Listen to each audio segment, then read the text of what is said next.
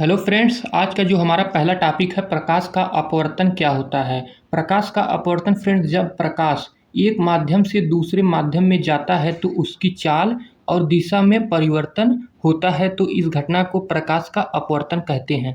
Friends कैसे, एक क्या है मान लीजिए, एक क्या है माध्यम है। इसमें प्रकाश जब इस माध्यम से अगले माध्यम यानी इस माध्यम में जाएगा तो क्या होगा, ये सीधे ना जाकर क्या होगा, इसकी जो दिशा और चाल क्या होगी, परिवर्तित हो जाएगी। तो इसी को बोलते हैं क्या, प्रकाश का अपवर्तन। और इसके दो नियम हैं प्रकाश के अपवर्तन का। पहला नियम है आपतित किरण, अपवर्तित किरण, अभिलंब, तीनों एक ही तल पे होते हैं। क्या इसमें बोला कि आपतित किरण, ये क्या है, एक मान लीजिए प्लेन है। क्या होगा इसमें, आपतित किरण और अपवर्तित किरण और अभिलंब जो होंगे क्या होंगे, तीनों एक ही तल में होंगे और इनका जो एंगल होगा दोनों क्या होगा, बराबर होगा। यही है पहला नियम। दूसरा कह रहा है कि साइन आई और अपान साइन आर, यानी साइन आई और रेशियो साइन आर का जो होगा वो नियतांक के बराबर होगा। और नियतांक जो होता है निरपेक्ष अपवर्तनांक होता है, और निरपेक्ष अपवर्तनांक बराबर होता है निर्वात में प्रकाश की चाल और माध्यम में प्रकाश की चाल का जो होता है वो रेशियो होता है C/V। ठीक, ये क्या है, निर्वात में प्रकाश की चाल, ये क्या है, माध्यम में प्रकाश की चाल। ठीक, अगला क्या है, ये देखिए अपवर्तनांक क्या है कि निर्वात में प्रकाश की चाल और माध्यम में प्रकाश की चाल का अनुपात जो होगा क्या होता है, अपवर्तनांक कहलाता है। या सी जो है निर्वात में प्रकाश की चाल, वी जो है माध्यम में प्रकाश की चाल। और कह रहा है कि जिस माध्यम का अपवर्तनांक अधिक होगा उसकी चाल क्या हो जाएगी, कम हो जाएगी। ठीक, अपवर्तन के कारण होने वाली घटनाएं, ये जो है फ्रेंड्स क्या है, बहुत ही इंपॉर्टेंट है। क्वेश्चन अगर बनेगा अपवर्तनांक से तो यहीं से बनेगा। तो इसका जो एग्जाम्पल है, इसकी जो घटना है क्या है, पानी में रखा सिक्का ऊपर उठा हुआ दिखाई देता है तो अपवर्तनांक की घटना है ये एग्जाम्पल में। यानी एग्जाम्पल में जो है यही है इसका जो घटना होती है, जो ये पानी में रखा सिक्का ऊपर उठा हुआ दिखाई देता है, ये जो घटना है अपवर्तन के कारण होता है। ऐसे एग्जाम में पूछेगा कि पानी में रखा सिक्का ऊपर उठा हुआ दिखाई देता है, किसका कारण है, अपवर्तनांक, परावर्तन, रिफ्लेक्शन, पोलराइजेशन, ऐसे ही देगा 4 ऑप्शन, जो इसमें से अपवर्तन क्या होगा, सही होगा। अगला जो किसी घटना क्या है कि पानी में रखी वस्तु अपनी वास्तविक स्थिति से अलग दिखाई देती है, यानी कुछ ऊपर उठा हुआ दिखाई देता है। अगला सूर्योदय वास्तविक सूर्योदय से कुछ पहले तथा सूर्योदय वास्तविक सूर्यास्त से कुछ बाद दिखाई देता है, ये भी क्या इसका घटना है। ठीक, पानी में मछली वास्तविक गहराई से कम गहराई पर दिखाई देती है, जैसे सिक्का जो है, सिक्का भी ऐसे, सिक्का पानी में डालेंगे तो ऐसे लगेगा कि यह है, ये ऊपर ही है। ठीक, अगला है कि प्रकाश का पूर्ण आंतरिक परावर्तन क्या होता है, ये भी बहुत इंपॉर्टेंट क्वेश्चन है। क्या है ये प्रकाश का पूर्ण आंतरिक परावर्तन, कह रहा है कि जब प्रकाश सघन माध्यम से विरल माध्यम में जाता है तो आपतन कोण से अधिक होता है। क्या कि सघन माध्यम से जब विरल माध्यम में जाएगा, यानी डेंस माध्यम से जो विरल माध्यम में जाएगा तो आपतन कोण जो होगा क्रांति कोण से क्या हो जाएगा, अधिक हो जाता है, तो पूरी तरह उसी माध्यम में वापस लौट जाता है, तो इसे क्या कहते हैं, पूर्ण आंतरिक परावर्तन। और इसकी जो है क्या, इसकी शर्तें, प्रकाश का पूर्ण आंतरिक कब होगा, जब प्रकाश सघन से विरल माध्यम में जाएगा और आपतन कोण जो होगा क्रांतिक कोण से क्या होगा, बड़ा होगा, यानी क्रिटिकल एंगल से क्या होगा, बड़ा होगा। ये दोनों घटनाएं जब होंगी तो क्या होगा, प्रकाश का पूर्ण आंतरिक परावर्तन होगा। और इसमें जो है क्रांतिक कोण क्या होता है फ्रेंड्स, क्रांतिक कोण जो है कि सघन माध्यम में आपतन कोण के लिए विरल माध्यम में अपवर्तन कोण 90 अंश का हो जाता है, तो इसे बोलते हैं क्रांतिक कोण कहलाता है। उदाहरण इसका जो है क्रांतिक कोण का बहुत इंपॉर्टेंट फ्रेंड्स, हीरे का चमकना, रेगिस्तान में मरीचिका, ये ज़्यादा पूछता है कि रेगिस्तान में मरीचिका जो है प्रकाश का पूर्ण आंतरिक परावर्तन पर आधारित है। ठीक, और पानी में पड़ी परखनेली आदि का चमकना, ये फ्रेंड्स रेगिस्तान में मरीचिका अक्सर एग्जाम में पूछता है, हीरे का चमकना, ये सब क्या है, बहुत इंपॉर्टेंट। ठीक, अगला क्या है, प्रकाश तंतु, ऑप्टिकल फाइबर क्या होता है फ्रेंड, प्रकाश तंतु में प्रकाश पूर्ण पूर्ण क्या होता है, आंतरिक परावर्तन के सिद्धांत द्वारा लंबी दूरी तक भेजा जाता है। यानी प्रकाश तंतु जो है प्रकाश को क्या होता है, पूर्ण आंतरिक परावर्तन के सिद्धांत पर इसे क्या होता है, काफ़ी दूरी पर भेजा जाता है, जैसे दूरसंचार में, इंटरनेट तथा संचार व्यवस्था में, चिकित्सक में शरीर के अंदर देखने में, ठीक, चिकित्सा में। ठीक, अगला है विभिन्न प्रकार के उपकरण में भी यूज होता है। ठीक, अगला है कि लेंस क्या होता है फ्रेंड्स, ये भी बहुत इंपॉर्टेंट है, लेंस क्वेश्चन पूछता है एग्जाम पे। ठीक, दो गोलाकार सतहों से घिरा पारदर्शी माध्यम क्या होता है, लेंस कहलाता है। ठीक, लेंस दो है फ्रेंड, दो प्रकार के होते हैं, उत्तल लेंस और क्या होता है, अवतल लेंस, यानी कन्वेक्स लेंस और कनकेव लेंस। जो फ्रेंड्स उत्तल लेंस होता है कुछ ऐसे होता है फ्रेंड्स, जो इसके बीच में क्या होता है, मोटा होता है और किनारे पर क्या होता है, पतला होता है। अवतल क्या होता है फ्रेंड्स, ऐसे होगा, ठीक, किनारे पर दबा हुआ होगा, बाहर में उभरा हुआ होगा, ये क्या होगा, अवतल लेंस होगा। ठीक, उत्तल लेंस देखिए इसका डिफिनेशन भी लिखा गया है कि जो बीच में मोटा तथा किनारे पर पतला, तो यह प्रकाश को क्या करता है, अभिसरित करता है। ठीक, देखिए क्या होगा, ये है जो उत्तल लेंस है। ठीक, और ये क्या है कि प्रकाश को अभिसरित करता है। और उत्तल लेंस जो होता है ये बीच में पतला, यानी बीच में जो होगा पतला होता है, और किनारे पर क्या होता है, ये प्रकाश को अपसरित करता है, यानी प्रकाश को क्या करता है, फैलाता है। ठीक, अगला लेंस से संबंधित फ्रेंड्स क्या है, मान लीजिए क्या है, उत्तल लेंस है। फ्रेंड्स क्या है, एक मान लीजिए प्रकाश ऐसे गया, इसका जो ओ है ये क्या है, प्रकाशित केंद्र का है, और ये जो है F1 होगा, ये क्या होगा, F2 होगा, और ये जो होगा C1, और यहाँ जो C2 होगा ये क्या है, वक्रता केंद्र है। ठीक, अगला है लेंस की क्षमता। यहाँ ये भी बहुत इंपॉर्टेंट है फ्रेंड्स कि लेंस की फोकस दूरी के उल्टा जो यानी व्युत्क्रम को, यानी लेंस की क्षमता जो होगी वो क्या होगी, एफ के उल्टा होगी, यानी फोकस दूरी के उल्टा। एफ जो होगा फ्रेंड्स क्या होगा, मीटर में होगा फ्रेंड, और इसकी जो इकाई होगी डायप्टर। यही पूछता है कि लेंस की क्षमता का जो इकाई होता है क्या होता है, डायप्टर होता है। ठीक, अगला है कि उत्तल लेंस जो होगा धनात्मक। अगर फ्रेंड्स अगर उत्तल लेंस की फोकस दूरी पूछेगा तो उसका जो आंसर होगा पॉजिटिव होगा, और जो अगर अवतल लेंस का फोकस दूरी देकर इसका लेंस की क्षमता पूछेगा तो क्या होगा, निगेटिव होगा। और दो लेंस का संयुक्त संयोजन, ये फ्रेंड्स क्या होगा कि जैसे P1 P2 दो निकाले हैं, एक उत्तल का निकाले हैं, एक अवतल का निकाले हैं, तो क्या होगा, ये दोनों क्या होगा, ऐड होकर उसका संयुक्त क्या होगा, क्षमता निकल जाएगा। पांचवा है लेंस की क्षमता में परिवर्तन। लेंस किसी दूसरे माध्यम में रखी उसकी फोकस दूरी और क्षमता बदलती है। ठीक, यही क्या है, तो लेंस की क्षमता क्या है फ्रेंड्स, क्या हो, जब लेंस किसी दूसरे माध्यम में रखने पर उसकी फोकस दूरी और क्षमता बदल जाएगी। सही बात है। अगर लेंस और माध्यम में अपवर्तनांक में अंतर कम होता है तो लेंस की क्षमता कम होगी। ठीक, अगला है कि प्रकाश का वर्ण विक्षेपण। यहाँ से भी क्वेश्चन आता है फ्रेंड्स कि प्रकाश का वर्ण विक्षेपण क्या होता है, कि श्वेत प्रकाश जब एक प्रिज्म से गुजरता है तो अलग अलग रंगों में विभाजित हो जाता है, तो इस घटना को वर्ण विक्षेपण कहते हैं। फ्रेंड्स क्या होता है कि ये मान लीजिए एक प्रिज्म है, कि एक श्वेत प्रकाश गया है, तो श्वेत प्रकाश जाने पर क्या होगा कि ये अलग अलग रंगों में क्या होगा, विभाजित हो जाएगा। इसी को बोला है, क्या कहते हैं, इसी को प्रकाश का वर्ण विक्षेपण। इसको कैसे याद करते हैं फ्रेंड्स, विबग्योर। ठीक, विबग्योर। इसका जो है क्या होता है कि कौन कौन सातों रंग होते हैं ये जानते हैं, इंद्रधनुष में जो 7 रंग होते हैं वही है। ठीक, ये प्रकाश, ये श्वेत प्रकाश है, ये जाएगा तो क्या होगा, अलग अलग रंगों में विभाजित हो जाएगा, ये 7 रंग। ठीक, बैगनी, आसमानी, नीला, हरा, पीला और नारंगी, लाल। और बैगनी रंग का विचलन जो होता है सबसे अधिक होगा, और लाल रंग का जो होगा सबसे कम होगा। यानी बैगनी जो नीचे होगा V, ये बैगनी रंग होगा, इसका विचलन सबसे अधिक होगा, और जो क्या होगा, लाल रंग जो होगा इसका सबसे कम होगा। और तरंग दैर्ध्य जो होता है लाल रंग का सबसे अधिक होगा, और बैगनी का सबसे कम होगा। ठीक, अगला है कि रैम्बो। रैम्बो क्या फ्रेंड्स, इंद्रधनुष। ये तो आप जानते होंगे क्या होती है, वर्षा की बूंद प्रकाश के अपवर्तन, पूर्ण आंतरिक परावर्तन तथा वर्ण विक्षेपण कारक क्या होता है, इंद्रधनुष बनता है।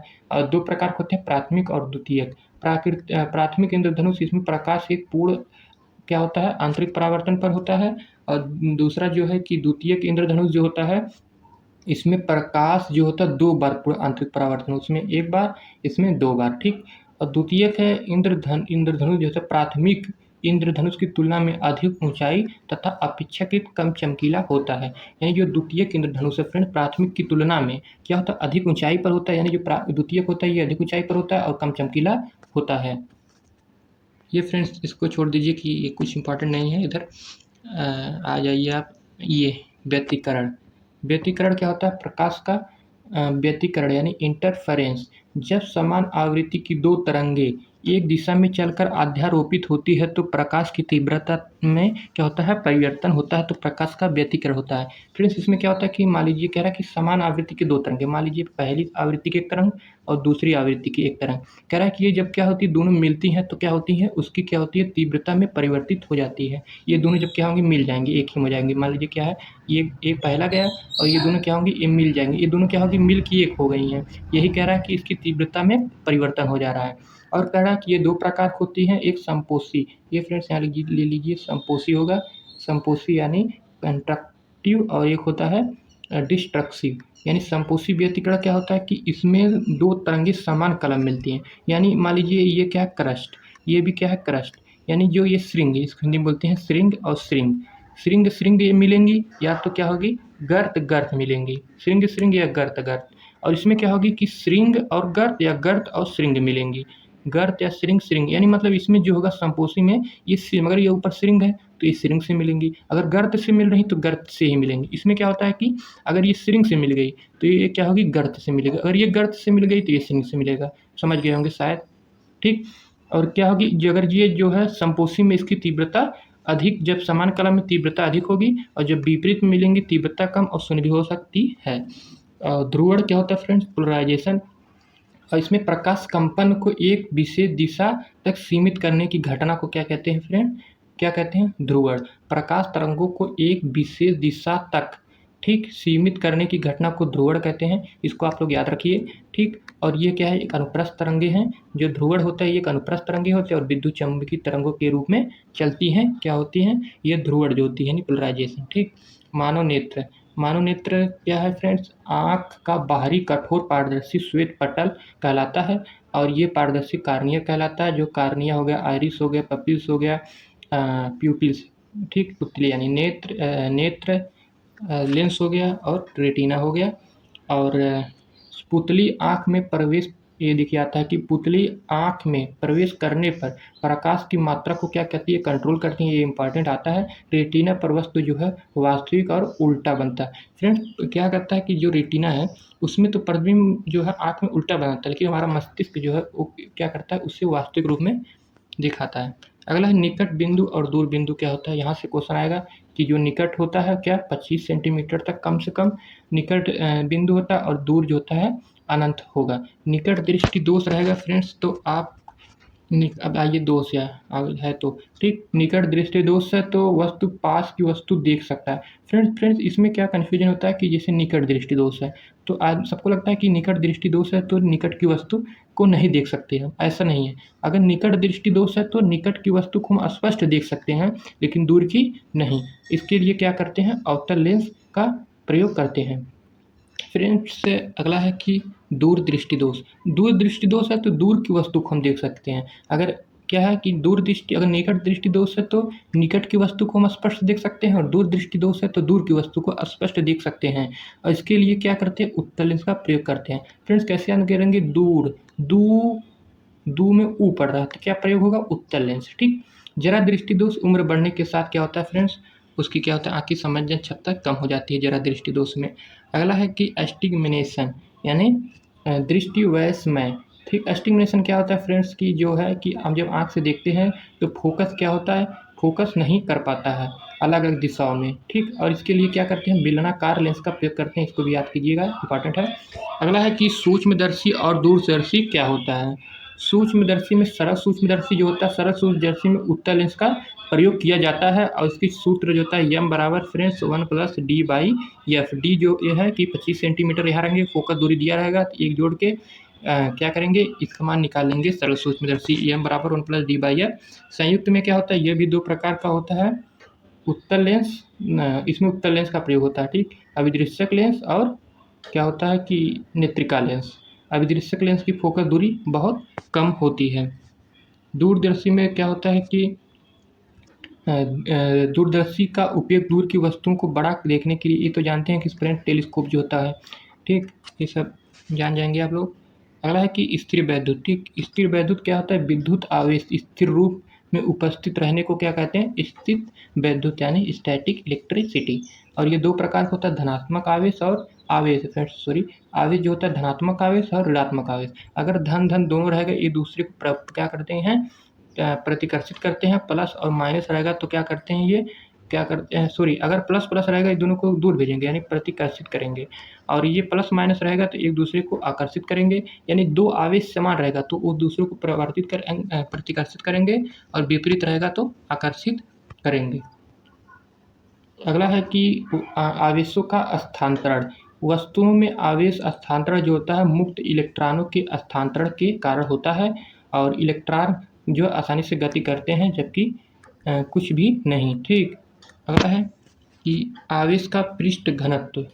ये क्या है फ्रेंड्स, किसी चालक की प्रति इकाई क्षेत्रफल पर उपस्थित आवेश की मात्रा को पृष्ठ घनत्व कहते हैं।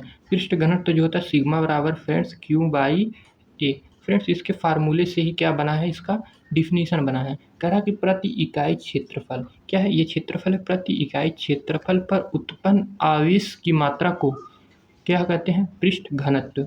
आवेश का मात्रक होता है फ्रेंड्स कूलाम, क्षेत्रफल का मात्रक होता है मीटर स्क्वायर। ठीक, और ये कुचालक सच क्या होता है, चालक और कुचालक ये तो जानते होंगे, जिसमें आवेश प्रवाहित होता है जैसे चांदी, तांबा, एल्युमिनियम, और कुचालक जिसमें आवेश नहीं प्रवाहित होता, लकड़ी, रबड़, प्लास्टिक, ये सब क्या है, कुचालक के उदाहरण है। और कूलाम का नियम क्या कहता है फ्रेंड्स, एफ बराबर जो होता है Q1 Q2 by r square. Friends इससे पूछेगा कि अगर त्रिज्या क्या त्रिज्या जो इससे पूछेगा जो होता है कि ये क्या होता है कि उसके बीच की, देखिए दो बिंदु आवेश के बीच लगने वाला आवेश के गुणनफल तथा उनके बीच की दूरी, यानी फ्रेंड्स यही पूछेगा कि अगर उनके बीच की दूरी और बल में क्या संबंध होगा, ये दोनों उल्टा, अगर दूरी बढ़ेगा तो बल क्या होगा, कम हो जाएगा। ठीक, यही है फ्रेंड्स, ये बराबर 1/4 pi epsilon 0 into Q1 Q2 by r square. इसमें फ्रेंड्स यही पूछेगा कि अगर बल बढ़ाएंगे तो आवेश क्या होगा, तो बढ़ेगा, यानी अगर जो क्या होगा, अगर अनुक्रमानुपाती होगा तो जैसे जैसे ये बढ़ाएंगे तो ये बढ़ेगा, अगर ये क्या उल्टा है यानी व्युत्क्रमानुपाती है, अगर इसको इसके बीच की दूरी को कम करेंगे तो ये बल जो है बढ़ जाएगा उल्टा। यही रिलेशन इसमें पूछेगा, फार्मूला अगर याद रहेगा तो आसानी से कर पाएंगे। अगला है विद्युत क्षेत्र। इलेक्ट्रिक फील्ड क्या होता है कि किसी वस्तु के चारों ओर वह क्षेत्र जहाँ तक हम क्या करते हैं, आवेश बल का अनुभव करेंगे तो ही विद्युत क्षेत्र है। ये क्या है, विद्युत क्षेत्र, जहाँ मान लीजिए जहाँ तक हम अनुभव करेंगे, मान लीजिए ये विद्युत क्षेत्र है और इसको हम जहाँ तक अनुभव करेंगे यही क्या होता है, विद्युत क्षेत्र जो होता है, ये बराबर होता है F/Q, बल बट्टे आवेश। ठीक, न्यूटन प्रति कूलाम इकाई हो जाएगा इसका। अगला है विद्युत क्षेत्र की तीव्रता, वही है F/Q। ठीक, अगला है कि विद्युत आवरण, इलेक्ट्रिक शील्डिंग, क्या होता है कि किसी चालक के अंदर विद्युत क्षेत्र को शून्य अत्यंत कम करने की जो घटना होती है वही विद्युत स्थिक परीक्षण यानी शील्डिंग कहते हैं, और ये संवेदनशील और विद्युत उपकरणों में किया जाता है। इस पर याद रखिएगा कि जो विद्युत रोधीय आवरण होता है ये संवेदनशील विद्युत उपकरणों की सुरक्षा में किया जाता है। और अगला है विद्युत विभव। ये फ्रेंड्स क्या है, बहुत इंपॉर्टेंट है कि किसी धनात्मक आवेश को बिंदु क्षेत्र से एक बिंदु तक लाने में किया गया कार्य क्या होता है, कार्य परीक्षण आवेश के अनुपात को विद्युत विभव कहते हैं। V बराबर W/Q, कार्य बट्टे आवेश, इसका मात्रक इसको बोलते हैं वोल्ट, कार्य बट्टे आवेश। और विभवांतर में दो बिंदुओं के बीच आवेश को ले जाने में किए जाने वाला कार्य को विभवांतर। फ्रेंड विभवांतर में क्या होता है, एक बिंदु से दूसरे बिंदु तक लाएंगे, और विभव में क्या करते हैं, अनंत से किसी बिंदु तक लाने में जो किया गया कार्य होता है तो क्या होता है, विभव होता है। फार्मूला सेम है, इकाई जो इसका है सेम है। ठीक, अब विद्युत धारिता क्या होती है। विद्युत धारिता किसी चालक में विद्युत संचित करने की जो क्षमता होती है विद्युत धारिता कहलाती है, यानी C बराबर Q/V। और विद्युत धारिता की जो SI इकाई होगी फैराडे। यही पूछता है कि विद्युत धारिता की इकाई क्या है, फैराडे, इसको याद रखिए। अगला है कि संधारित्र क्या होता है। संधारित्र यानी कैपेसिटर। संधारित्र एक ऐसा उपकरण है जिसका उपयोग विद्युत आवेश को क्या करते हैं हम, स्टोर करने के लिए यानी संचित करने के लिए करते हैं। C बराबर एप्सिलॉन A इंटू डी। यही रिलेशन पूछेगा कि संधारित्र जो C होता है वो क्या होता है, उसके क्षेत्रफल के अनुक्रमानुपाती होता है और उनके बीच की दूरी के व्युत्क्रमानुपाती होता है, और विद्युत क्षेत्र विद्युत माध्यम की विद्युतशीलता के क्या होता है, अनुक्रमानुपाती होता है। रिलेशन ज़्यादा पूछता है फ्रेंड। धारिता को प्रभावित करने वाले जो कारक हैं, प्लेटों के बीच की दूरी धारिता बढ़ेगी, प्लेटों की दूरी बढ़ाने पर धारिता घटेगी, और परावैद्युत पदार्थ की धारिता बढ़ेगी। यही फार्मूला जो था फ्रेंड्स कि देखिए यही जो रिलेशन है C बराबर एप्सिलॉन A D जो है, यही लिखा है कि प्रभावित कौन करेगा, क्षेत्रफल करेगा, प्लेटों के बीच की दूरी करेगा, और माध्यम की विद्युत क्या करेगा, शीलता करेगा। यही जो है, अगर ये फ्रेंड्स इसका मतलब है कि C जो होगा एप्सिलॉन A/D। फ्रेंड्स अगर ये क्या है कि अनुक्रमानुपाती सीधे, तो जैसे A बढ़ेगा तो ये भी बढ़ेगा, जैसे ये बढ़ेगा एप्सिलॉन जो है विद्युतशीलता बढ़ेगी, ये भी बढ़ेगा, और ये D बढ़ेगा तो ये क्या हो जाएगा, घट जाएगा। यही लिखा है कि दूरी बढ़ने पर धारिता घट जाएगी। ठीक, विद्युत सेल जो है फ्रेंड्स क्या होते हैं, ये है दो प्रकार के होते हैं, प्राथमिक सेल और द्वितीयक सेल। फ्रेंड्स यहीं तक आज का जो टॉपिक था मेरा, यहीं जो है वीडियो समाप्त करते हैं। अगला टॉपिक हम जब आएंगे तो बताएंगे कौन सा टॉपिक अगला है। तो आपको वीडियो पसंद आई तो चैनल को लाइक और सब्सक्राइब कर लीजिए। Thank you.